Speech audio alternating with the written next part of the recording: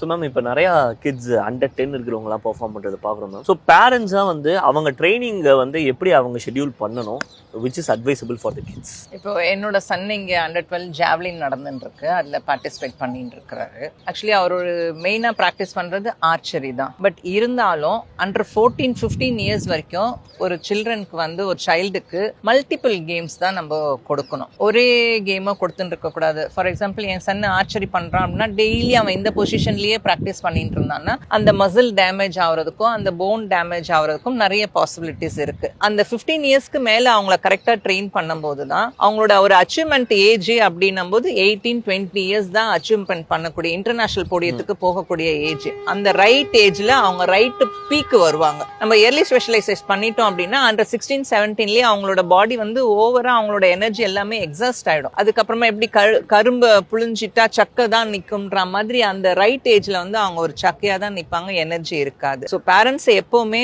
எங்கர் ஏஜ்ல ஸ்போர்ட்ஸ் கிரவுண்டுக்கு போகணும் அப்படின்றத ஒரு ஹேபிட்டா மாத்துங்க. அங்க ஸ்ட்ரெஸ் பண்ணாதீங்க. மெடல் எடுக்கணும், போன உடனே மெடல் எடுக்கணும், 14லயே நீ ஃபர்ஸ்ட் வரணும், 16லயே ஸ்டேட் அடிக்கணும், 17லயே நேஷனல் அடிக்கணும்னு பண்ணாம ஒரு 14-15 இயர்ஸ் வரைக்கும் கிரவுண்டுக்கு போறத அவங்களோட லைஃப் ஸ்டைலா கன்வெர்ட் பண்ணிட்டு அதுக்கப்புறமா ஸ்பெஷலைஸ் பண்ணாங்க அப்படின்னா ரைட் ஏஜ்ல அவங்க ரைட் போடியத்துல இருப்பாங்க.